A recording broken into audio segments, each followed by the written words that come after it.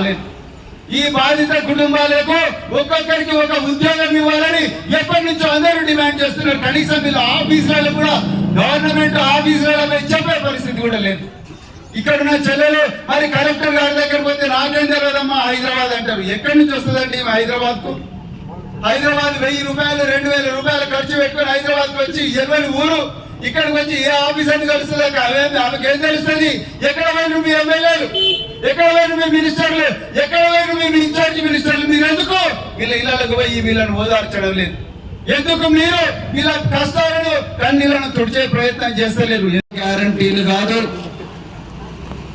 మా పిల్లలు ఈ 62 లక్షల మంది పిల్లలు వాళ్ళు ఏ సామాజిక వర్గానికి చెందినా పర్వాలేదు, వాళ్ళు 6 తరాల పాటు సుఖంగా బతకాలని గ్యారంటీ ఇవ్వాలని ఈ ప్రభుత్వం మరి ఇక్కడ డిమాండ్ చేస్తూ ఈరోజు ఇక్కడికి వచ్చిన బాధిత బిడ్డల తల్లిదండ్రులు, బహుజన్ సమాజ్ పార్టీ నాయకులు, విద్యార్థి నాయకులు, అదేవిధంగా బాలల హక్కుల కోసం పోరాడుతున్న సంఘాల నాయకులు, అదేవిధంగా మేధావులు మరి ఈరోజు ఈ బాధను, ఈ కష్టాలను, ఈ కన్నీళ్లను తెలంగాణ రాష్ట్రమే కాదు దేశానికంతా చెప్పడం కోసం వచ్చిన మీడియా మిత్రులందరికీ కూడా హృదయపూర్వక ధన్యవాదాలు తెలుపుతూ జై భీమ్. మిత్రులారా, ఇప్పుడు నాగరాజు గారు చెప్తుంటే వినడానికే చాలా కష్టంగా ఉన్నది. ఒక తండ్రి, ఇతను దివ్యాంగుడు, చాలా రెక్కాడితే డొక్కాడని పరిస్థితుల్లో ఇక్కడ మరి హైదరాబాద్ నగరంలో కూలీ పని చేస్తూ ఉన్నాడు. నేను నా పక్కలో కూర్చున్న చనిపోయిన అమ్మాయిల తల్లిదండ్రులతో మాట్లాడడం జరిగింది. కుడివైపు కూర్చున్న తల్లిపోయిన అమ్మాయిల తల్లిదండ్రులతో మాట్లాడడం జరిగింది. వాళ్ళందరూ కూడా కూలీలే. మా బతుకులు ఏమైనా తెల్లారినాయి, మా జీవితాలు నాశనం అయిపోయినాయి, కనీసం మా పిల్లలన్నా బాగుండాలి అన్న ఒక ఉద్దేశంతో గురుకుల పాఠశాలలకు, సాంఘిక సంక్షేమ హాస్టళ్లకు సంవత్సరాల తరబడి తమ ప్రేమను త్యాగం చేసి ఈ తల్లిదండ్రులు పంపించారు. ప్రభుత్వం మీద నమ్మకంతో పంపించారు. ప్రభుత్వంలో పనిచేసే ఆఫీసర్ల మీద నమ్మకంతో పంపించారు. మా తల్లిదండ్రుల కన్నా వీళ్ళందరూ మా పిల్లలను గొప్పగా చూసుకుంటారు అన్న నమ్మకంతో పంపించారు. ముఖ్యమంత్రులు, మంత్రులు వీళ్ళందరూ కూడా మా పిల్లల కోసం కావాల్సిన వసతులన్నీ కూడా ఇస్తారన్న నమ్మకంతో ఈ తల్లిదండ్రులు పిల్లలను హాస్టళ్లలో, గురుకుల పాఠశాల, ప్రభుత్వ పాఠశాల పంపించారు. కానీ అలా జరిగింది ఏందయ్యా? ఇలా వాళ్ళు శవాలవుతున్నారు. పోయిన వారంలో వైష్ణవి, భవేశ్రీ వీళ్ళిద్దరూ ఉరేసుకున్న ఆ హాస్టల్, ఉరేసుకున్నారని చెప్తున్న హాస్టల్కు నేను పోవడం జరిగింది. ఒక ప్రైవేటు బిల్డింగ్ 3 అంతస్తులు ఎక్కాలి. పై ఫ్లోర్ లో కోడి పిల్లల కన్నా ఘోరంగా పిల్లలు బతికే పరిస్థితి ఉన్నది. పరిస్థితిలో పిల్లలు అన్నం తింటున్నారు. తెలంగాణలో ఖైదీలకు మంచి తిండి దొరుకుతున్నది, జైళ్లలో ఉండే ఖైదీలకు మంచి దొరుకుతున్నది, పిల్లలకు మంచి తిండి దొరుకుతలేదంటే అప్పుడు 40 రూపాయలకు పెంచిండ్రు. కానీ అలా 40 రూపాయలు సరిపోవడం లేదని కనీసం 2-3 ఎగ్స్ కూడా ఇవ్వలేని పరిస్థితి. క్యాటరింగ్ చేసే కాంట్రాక్టర్లందరూ కూడా పారిపోయే పరిస్థితి వచ్చింది. గత ప్రభుత్వం ఎలక్షన్ల ముందర హడావిడిగా మేము మెస్ ఛార్జీలు పెంచుతున్నామని చెప్పి జీవో ఇచ్చి ఈ తెలంగాణ ప్రజలను మోసం చేసి, అందుకే మరి తెలంగాణ ప్రజలందరూ వాళ్ళ కర్రు కాల్చి వాత పెట్టిండ్రు. కానీ ఇవాళ మీరు కూడా ఈ సంక్షేమ శాఖలో ఉండే మరి ఈ పేద ప్రజలు ఎవరైతే చదువుకుంటున్నారో వాళ్ళని మరొకసారి ఇవాళ కాంగ్రెస్ ప్రభుత్వం మోసం చేస్తున్నది. మిత్రులారా, ఇది మాటికి నిజం. మరి ఎక్కడ పోయినా మరి గురుకుల పాఠశాల విద్యార్థి చేయుత అన్నారు. మీరు విద్యార్థి చేయుత కింద ఏమిస్తున్నారు? ఒక్క పైస కూడా ఇవ్వలేదు. అమెరికా నుంచి, ఆస్ట్రేలియా నుంచి, లండన్ నుంచి ఎంతో మంది విద్యార్థులు ఆహాకారాలు చేస్తున్నారు. సార్ మాకు రావాల్సిన 20 లక్షలు రావడం లేదు, మేము ఇలా మరి బిచ్చమెత్తే పరిస్థితి వచ్చింది అమెరికాలో, లండన్ లో అని అంటా ఉన్నారు. ఇక్కడ ఎవరికి చెప్పుకోవాలో తెలుస్తలేదు. ఏ మంత్రికి చెప్పుకోవాలో తెలుస్తలేదు. ఈ శాఖలో మంత్రే లేడు, ఎవరికి చెప్పుకోవాలి? ముఖ్యమంత్రి దగ్గరికి పోయే పరిస్థితి లేదు, మరి ఎవరికి చెప్పుకోవాలి? మీరు చెప్పిన ప్రజా దర్బార్లో, ప్రజావాణిలో ఎన్ని చెప్పుకున్నా కూడా మా సమస్యలకు పరిష్కారం దొరకడం లేదు. మరి ఎవరికి చెప్పుకోవాలి?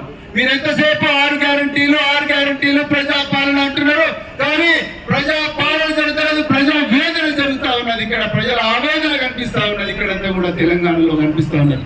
నేనైతే రోడ్డు మీద ఎర్రటి ఎండలో వందలాది మంది తల్లిదండ్రులు చంటి పిల్లలను పెట్టుకొని రోడ్ల మీద మరి ధర్నాలు చేసే పరిస్థితి వచ్చింది. రేవంత్ రెడ్డి గారు, మీరు దయచేసి అసెంబ్లీలో ఈ సైకాలజిస్టుల మీద, ఈ కౌన్సిలర్ల మీద, ప్రభుత్వ పాఠశాలల్లో, ప్రైవేటు పాఠశాలల్లో, అన్ని పాఠశాలల్లో కౌన్సిలర్లు, సైకాలజిస్టులు ఉండే అంశం మీద మీరు తప్పనిసరిగా మాట్లాడాల్సిందే అని చెప్పేసి బహుజన్ సమాజ్ పార్టీ తెలంగాణలో ఉండే అందరి పేరెంట్స్ తరఫున మేము డిమాండ్ చేస్తా ఉన్నాం.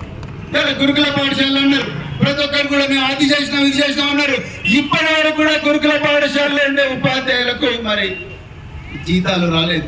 1వ తారీఖు నాడే జీతాలు ఇస్తున్నారు, మరి 12వ తారీఖు ఇప్పటి వరకు కూడా గురుకుల పాఠశాలల్లో ఉండే ఉపాధ్యాయులకు జీతాలు రాలేదు. మరి జీతాలు రాని ఏం పని చేస్తారు? ఆ కోపం అంతా కూడా పిల్లల మీద తీస్తారు. ఇలా మీరు చూడండి, నా పక్కనే కూర్చున్న సృజన వాళ్ళ అమ్మ నాతో చెప్తా ఉన్నది, నా బిడ్డను నీలాగా ఆఫీసర్ చేయిద్దాం అనుకున్నా సార్ అన్నారు. కానీ ఈరోజు ఆ బిడ్డ మన మధ్య లేదు. ఈరోజు ఆ బిడ్డ క్షేమమైపోయింది. అంటే మీరు ఆలోచించండి, ఎంతమంది ప్రాణాలు పోవాలి. కలెక్టర్లు, ఇంజనీర్లు, లేకపోతే మంత్రులు, వీళ్ళందరూ బిడ్డలు ఇలా బాల్యంలోనే సమాధి అయ్యే పరిస్థితి వచ్చింది. ఎందుకు వస్తుంది? మీరు మంత్రులను నియమించండి. వెంటనే మీరు అధికారం వచ్చిన వెంటనే మీరు నియమించిన మంత్రి గారు రెవెన్యూ శాఖ మంత్రి, లేకపోతే ఇండస్ట్రీ శాఖ మంత్రి, ఐటీ శాఖ మంత్రి, లేకపోతే ఎక్సైజ్ శాఖ మంత్రి, సారా ఎక్కడైతే అమ్ముతారో ఆ ఎక్సైజ్ శాఖ మంత్రి, వీళ్ళను నియమించిండ్రు. కానీ మీరు సంక్షేమ శాఖ మంత్రులను నియమించలేదు. అంటే మీకు ఎక్కడైతే డబ్బులు వస్తాయో అక్కడ మీరు మంత్రులను పెట్టుకున్నారు. ఎక్కడి నుంచి అయితే ఈ ప్రజలు అమాయకంగా మిమ్మల్ని నమ్మి మీరు వాళ్ళ జీవితాలు మారుస్తారని ఓట్లేసిందో వాళ్ళందరికీ మీరు మంత్రులు లేకుండా వాళ్ళ జీవితాలలో మట్టేస్తున్నారు అని చెప్పేసి ఈ సందర్భంగా నేను చెప్తా ఉన్నాను మిత్రులారా. అందుకొరకే నేను తెలంగాణ సమాజానికి చేతులు జోడించి మరొక్కసారి విజ్ఞప్తి చేస్తున్నా, ఈ విధంగానే ఈ ప్రభుత్వం ఉంటే రాబోయే రోజుల్లో గత ప్రభుత్వాన్ని ఏ విధంగా అయితే ఓడించామో రాబోయే రోజుల్లో ఈ ప్రభుత్వాన్ని కూడా ఓడించి మన రాజ్యం తెచ్చుకోవాలి. మన రాజ్యం తెచ్చుకుంటేనే మన పిల్లల జీవితాలు బాగుపడతాయి. మన రాజ్యం తెచ్చుకుంటేనే మన పిల్లల హాస్టళ్లకు పక్కా బిల్డింగులు వస్తాయి. మన రాజ్యం తెచ్చుకుంటేనే ఇక్కడ ఈ ఆఫీసులో ఉండే అధికారులందరూ కూడా మన పిల్లల జీవితాల కోసం పాటుపడతారు. మన రాజ్యం తెచ్చుకుంటేనే మన పిల్లలు అంతర్జాతీయ విద్య అభ్యసిస్తారు. మన రాజ్యం తెచ్చుకుంటేనే మన పిల్లలు ఎన్నో గొప్ప ఉద్యోగాలు చేస్తారు. నిన్న రాత్రి మా ఇంటికి 3 పిల్లలు వచ్చిండ్రు మిత్రులారా. సార్, మేము రకరకాల యూనివర్సిటీలో చదువుతున్నాం, మాకిప్పుడు స్కాలర్షిప్లు రావడం లేదు. మా లాంటి బిడ్డలు చాలా మంది కూడా ఇంకా మాలాగా యూనివర్సిటీలోకి రావాలనుకుంటున్నారు. కానీ వాళ్ళ కోసం ఎలాంటి ప్రత్యేకమైన కోచింగ్ క్యాంపులు నడుస్తున్నాము. ఏం చెప్పినా కూడా మా దగ్గర బడ్జెట్ లేదు. మీరు ఎవరు ఉంటే మరి ముఖ్యమంత్రికో మంత్రికో చెప్పుకోండి పో అని చెప్పేసి విద్యార్థులను వెనక్కి పంపిస్తున్నారు. ఇప్పుడే ఉస్మానియా నుంచి మన తమ్ముళ్ళు చెప్పిండ్రు, మాకు రావాల్సిన రాజీవ్ గాంధీ నేషనల్ ఫెలోషిప్ ఏ విద్యార్థి కూడా రావడం లేదని చెప్తా ఉన్నారు. మరి ఎస్సీలు, ఎస్టీలు, బీసీలు, మైనారిటీ బిడ్డలు ఎవరికి కూడా భూములు లేవు, ఎవరికి కూడా మీలాగా కంపెనీలు లేవు, మీలాగా భూదండాలు చేసే వర్గాలు కావు మావి. మరి ఎక్కడి నుంచి డబ్బులు తెచ్చుకోవాలి? ఎక్కడి నుంచి డబ్బులు తెచ్చుకోవాలి? మేము అందుకోసమైనా మీకు ఓటేసింది, అందుకోసమైనా మీకు మెజారిటీ ఇచ్చింది, అందుకోసమైనా మిమ్మల్ని అందరినీ ఆధారం ఎక్కించింది. ఎందుకు మరి ఒక్క రోజు కూడా ఒక్క మినిస్టర్ కూడా వీళ్ళ దగ్గరికి రాలేదు, ఒక్క మినిస్టర్ కూడా రాలేదు. మీరు ఇంతకుముందు తమ్ముడు చెప్పిన కుమారి ఆంటీ గురించి ముఖ్యమంత్రి స్టేట్మెంట్ ఇస్తున్నాడు. మరి ఇక్కడున్న అక్కల గురించి ఎవరిస్తారు ఉన్నది? మీరు ఒక్కసారి ఆలోచించండి. మేము ఎప్పటి నుంచో చెప్తున్నాం, అయ్యా ఈ గురుకుల పాఠశాలలు, ఈ ప్రభుత్వ పాఠశాలలు, ఈ నారాయణలు, చైతన్యలు, గౌతమ్లు, ఈ కృష్ణవేణి మోడల్ స్కూల్స్, కార్పొరేట్ పాఠశాలలు ఇవన్నీ కూడా హాస్టల్లో పెట్టి నడిపిస్తున్నాయి. ఎందుకంటే తల్లిదండ్రులు వాళ్ళకి వెళ్ళక అప్పో చేసి ప్రైవేటు పాఠశాలకు పంపిస్తున్నారు. మరి అది కూడా చేతగాని తల్లిదండ్రులు గవర్నమెంట్ హాస్టళ్లకు పంపిస్తున్నారు, గురుకుల పాఠశాలకు పంపిస్తున్నారు. వీళ్ళందరూ తల్లిదండ్రులకు దూరంగా ఉంటారు. వీళ్ళ మీద విపరీతమైన ఒత్తిడి ఉంటుంది, రకరకాల మానసిక సమస్యలు ఉంటాయి. చిన్న పిల్లలు చిన్న వయసులోనే కౌమార దశలోనే రకరకాల ఆలోచనలు వస్తాయి. ఓదార్చడానికి సరిదిద్దడానికి తల్లిదండ్రులు ఉండరు. దయచేసి హాస్టల్ కు ఒక కౌన్సిలర్ ను పెట్టండి, లేకపోతే సైకాలజిస్ట్ పెట్టండి అని చెప్పినాం. ఇంతవరకు దాన్ని పట్టించుకున్న నాథుడే లేడు.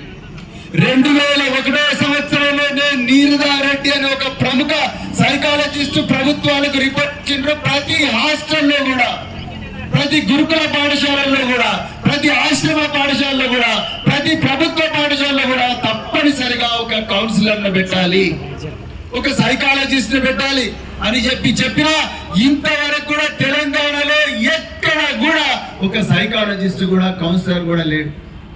ఇలా దేశంలో చూస్తే 2022 సంవత్సరంలోనే 10,295 మంది విద్యార్థులు ఆత్మహత్యలు చేసుకున్నారు. దాంట్లో 50% మంది విద్యార్థులు 50% మంది విద్యార్థులు కౌమార దశలోనే చేసుకున్నారు. అంటే 5వ తరగతి నుంచి 12వ తరగతిలోనే 50% మంది విద్యార్థులు మరి ఆత్మహత్యలు చేసుకున్నారు. వాళ్ళు మన పిల్లలు కాదా? మీ పిల్లలకు ఒక న్యాయం, మా పిల్లలకు ఒక న్యాయమా? మీ పిల్లలు చదివే ఇంటర్నేషనల్ స్కూల్స్, ఐబీ స్కూల్స్, మరి రకరకాల పబ్లిక్ స్కూల్స్ లోనేమో 100 మంది విద్యార్థులకు ఒక సైకాలజిస్ట్ ఉంటాడు. కానీ మా పిల్లలు చదివే స్కూళ్ళల్లో కనీస సౌకర్యాలు కూడా లేవు. ఇవాళ ఇది వాస్తవం. మీరు 2.5 లక్షల కోట్ల బడ్జెట్ అన్నారు. ఎక్కడ ఉన్నాయి మరి ఈ పాఠశాలలకు బిల్డింగులు? ఎక్కడ ఉన్నాయి ఈ పాఠశాలల్లో మరి విద్యార్థులు ఇందులో తిండిలో నాణ్యత ఎక్కడ ఉన్నది? ఇరుకుడ ఉన్న గదులలో డబుల్ కాట్లు వేసి ఆ కాట్ల మీద పిల్లలను మరి అంటే మంచాలను వేసి ఆ మంచాల మీద పిల్లలు పడుకోబెడుతున్నారు. ఆ 2 ఫ్యాన్లు తగిలించే బుక్స్ ఉన్నాయి. ఆ కొట్టాలకు పిల్లలు చున్ని వేసుకొని ఉరేసుకోపోయినని చెప్తున్నారు. ఇప్పుడు నాగరాజు గారు వారు ఏం జరిగిందో చెప్పిండు. అనుమానాస్పదంగా మృతి. ఆ తడి ఆరక ముందే మొన్న రాత్రి సూర్యాపేట గురుకుల పాఠశాలలో మల్లొక అమ్మాయి, వైష్ణవైన అమ్మాయి మళ్ళీ ఆత్మహత్య చేసుకున్నదని చెప్తున్నారు. నిన్న సూర్యాపేట మార్చిరికి పోతే ఫ్రీజర్ లో ఆ బిడ్డ శవం అట్లనే ఉన్నది మిత్రులారా. 17 సంవత్సరాల వయసు, ఇంటర్మీడియట్ బైపీసీ గ్రూప్, ఒక డాక్టర్ కావాలని, ఒక మరి సైంటిస్ట్ కావాలని కలలు కన్న బిడ్డ ఫేర్వెల్ పార్టీ ఇంటర్మీడియట్ అయిపోతుంది, మరి నేను ఒక డాక్టర్ కావాలి లేకపోతే ఒక సైంటిస్ట్ కావాలని డిగ్రీ కళాశాలల్లో కలిగిపోవాలని కలలు కన్న బిడ్డ ఫ్రీజర్ లో శవమై తేలింది. వాళ్ళ తల్లిదండ్రులు కూలీలు, రెక్కాడితే డొక్కాడని కుటుంబాలు, రోడ్డెక్కితే తప్ప కడుపు నిండని పరిస్థితి తల్లిదండ్రులది. మరి ఇక్కడ ఏమైంది? ఈరోజు మరి ఆ శాఖకు మంత్రి అయిన ముఖ్యమంత్రి కనీసం ఒక్క స్టేట్మెంట్ అని ఇచ్చిండా ఈ వరుస ఆత్మహత్యల మీద? ఇవ్వలేదు. కనీసం అసెంబ్లీలో మరి రేవంత్ రెడ్డి గారు అసెంబ్లీలో మాట్లాడిండా? కనీసం మాట్లాడలేదు. ఈ శాఖకు కనీసం మంత్రి కూడా లేడు. నేను ఇదే శాఖలో 9 సంవత్సరాలు ఇదే బిల్డింగ్ లో పనిచేసిన మిత్రులారా, ఏ రోజు కూడా అనుకోలేదు నేను ఈ రోజు ఇదే బిల్డింగ్ లో పనిచేసి ఇదే బిల్డింగ్ దగ్గరికి వచ్చి ఇక్కడ ఏ విద్యార్థుల కోసం అయితే, ఏ లక్షలాది మంది బీసీ, ఎస్సీ, ఎస్టీ, మైనారిటీ విద్యార్థుల కోసం అయితే ఈ బిల్డింగ్ నిర్దేశించబడ్డదో ఆ బిల్డింగ్ దగ్గరికి వచ్చి ఆ బిల్డింగ్ ఎదురుగా ఇవాళ ఈ విద్యార్థులకు న్యాయం చేయాలి, వాళ్ళ ప్రాణాలకు గ్యారంటీ ఇవ్వండి అని చెప్పే పరిస్థితి చేయాలని మరి డిమాండ్ చేస్తూ ఇక్కడ ధర్నా చేసే పరిస్థితి వస్తే నేను ఎప్పుడు ఊహించలేదు మిత్రులారా.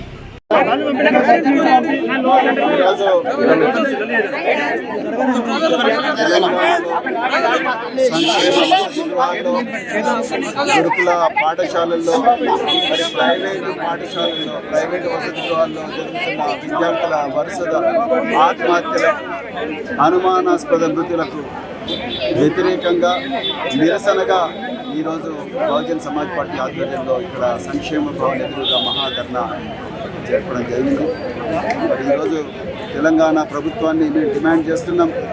మీ 6 గ్యారంటీలు తెలంగాణ ప్రజలకు అవసరం లేదు. మా మా పిల్లల ప్రాణాలకు ముందు గ్యారంటీ ఇవ్వండి. మిమ్మల్ని అందరినీ నమ్మి, మీ అధికారులు నమ్మి ఇవాళ మరి మా పిల్లలను వసతి గృహాల్లో అడ్మిట్ చేసినాం. కానీ ఇవాళ వాళ్ళందరూ కూడా శవాలైతే గత వారంలో భువనగిరిలో 2 పిల్లలు అనుమానాస్పద పరిస్థితుల్లో చనిపోయింది. దాని మీద ఇంతవరకు ఎలాంటి యాక్షన్ లేదు. ఆ తడి ఆరకముందే నిన్న సూర్యాపేట ఇమాంపేటలో ఇంకొక అమ్మాయి మరి చనిపోయింది. ఒక 2 రోజుల క్రితం నారాయణ హాస్టల్లో ఇంకొక విద్యార్థి మానసిక ఒత్తిడితో చనిపోయింది.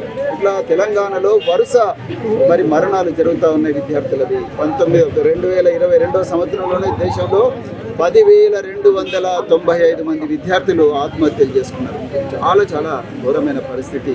మరి తెలంగాణలో కూడా అదే విధంగా వరుస మరణాలు విద్యార్థులకు జరుగుతూ ఉన్నాయి. నేను ప్రభుత్వాన్ని ఒకటే రిక్వెస్ట్ చేస్తున్నా, దయచేసి ఈ వసతి గృహాల్లో, అది ప్రభుత్వ వసతి గృహమైనా ప్రైవేటు వసతి గృహమైనా, ప్రభుత్వ పాఠశాలైనా మరి ప్రైవేటు పాఠశాలైనా, తప్పనిసరిగా కౌన్సిలర్లు సైకాలజిస్టులను నియమించాల్సిందే. రాబోయేది మన ఎగ్జామినేషన్ సీజన్, ఐఐటి ఎగ్జామినేషను లేకపోతే నీట్ ఎగ్జామినేషను, మరి యాన్యువల్ ఎగ్జామినేషన్స్ వచ్చే సీజన్, ఎంసెట్, ఇవన్నీ కూడా ఇంట్రెస్ట్ వస్తున్నాయి. పాలిసెట్ విద్యార్థులు తీవ్రమైన ఒత్తిడికి లోనవుతా ఉన్నారు. మళ్ళీ ప్రాణాలు పోయే పరిస్థితి వస్తుంది. మరి 5వ తరగతి నుండి 12వ తరగతి వరకు చాలామంది విద్యార్థులు, 50% విద్యార్థులు వాళ్ళే సూసైడ్ చేసుకుంటా ఉన్నారు. అందుకొరకే దయచేసి ముఖ్యమంత్రి గారికి మళ్ళొకసారి రిక్వెస్ట్ చేస్తున్నా, మీరు అర్జెంటుగా సైకాలజిస్టులను, కౌన్సిలర్లను నియమించండి. అదేవిధంగా చాలా దురదృష్టకరమైన విషయం ఏంటంటే, ఈ తెలంగాణలో సంక్షేమ శాఖలకు మంత్రులు లేరు. మరి ముఖ్యమంత్రి గారికి రెవెన్యూ శాఖకు మంత్రి నియమించడానికి వస్తుంది, మరి రవాణా శాఖకు మంత్రి నియమించడానికి వస్తుంది, లేకపోతే మరి ఇండస్ట్రీ శాఖకు మంత్రి నియమించడానికి వస్తుంది, లేకపోతే ఐటీ శాఖకు కూడా మంత్రి నియమిస్తున్నారు. కానీ మీకు ఓట్లేసిన ఈ పేద ప్రజలు, ఎస్సీలు, ఎస్టీలు, బీసీలు, మైనారిటీలు, వీళ్ళ పిల్లల బాగోగుల కోసం, వీళ్ళ కుటుంబాల సంక్షేమం కోసం నిర్దేశించిన శాఖలు ఏవైతున్నాయో వాటికి మంత్రులు లేరు. మీరు అడ్వైజర్లను పెడుతున్నారు, మీరే మంత్రిగా అన్ని శాఖలకు ఉంటున్నారు. మరి మీరే మంత్రిగా ఉంటే మీరు రావాలిగా మరి హాస్టళ్లకు మంత్రిగా ముఖ్యమంత్రి గారు. మీరు ఇవాళ అసెంబ్లీలో ముఖ్యమంత్రి గారు మాట్లాడతలేరు, వాళ్ళ మంత్రులు మాట్లాడతలేరు, వాళ్ళ ఎమ్మెల్యేలు మాట్లాడతలేరు. దుర్మార్గం ఏంటంటే ప్రతిపక్షం కూడా ఈ విద్యార్థుల గురించి మాట్లాడతలేదు. అందుకొరకే నేను మళ్ళీ డిమాండ్ చేస్తున్నా, బహుజన్ సమాజ్ పార్టీ తప్పకుండా మరి మీరు తనిఖీలు చేయకపోతే మేమే ప్రజలను తీసుకొని సోషల్ ఆడిట్ నిర్వహిస్తాం. ప్రతి హాస్టల్ మీద, ప్రతి పాఠశాల మీద కూడా, ప్రైవేటు పాఠశాల మీద కానీ ప్రభుత్వ పాఠశాల మేమే సోషల్ ఆడిట్ నిర్వహించి ఎక్కడెక్కడ లోపాలు ఉన్నాయో ఎత్తి చూపి మా పాఠశాలను మేమే బాగు చేసుకోవడం. మీరు అవసరం లేదు, మీరు గద్దె దిగండి మీకు చేత కాకపోతే. అంతే తప్ప మీరు ఒకవైపు అధికారంలో కూర్చొని మరి పన్నులు మీరు కలెక్ట్ చేసుకుంటూ ఆ పన్నుల ద్వారా వచ్చిన బడ్జెట్ను మా పిల్లలకు ఇవ్వకుండా, మా పిల్లల సంక్షేమం కోసం పెట్టకుండా, మా పిల్లల ప్రాణాలను కాపాడకుండా, వాళ్ళ భవిష్యత్తును సంరక్షించకుండా మీరు అక్కడ ఉండే పరిస్థితి ఉండకూడదు. అందుకొరకే బహుజన్ సమాజ్ పార్టీ ప్రభుత్వాన్ని డిమాండ్ చేస్తుంది, అర్జెంటుగా ఈ సమస్యలన్నీ కూడా పరిష్కరించాలని, లేకపోతే మాత్రం మేము పెద్ద ఎత్తున ఆందోళన చేస్తామని కూడా ఈ సందర్భంగా చెప్తూ మరి అవకాశం ఇచ్చిన మీడియా మిత్రులందరూ కూడా మనం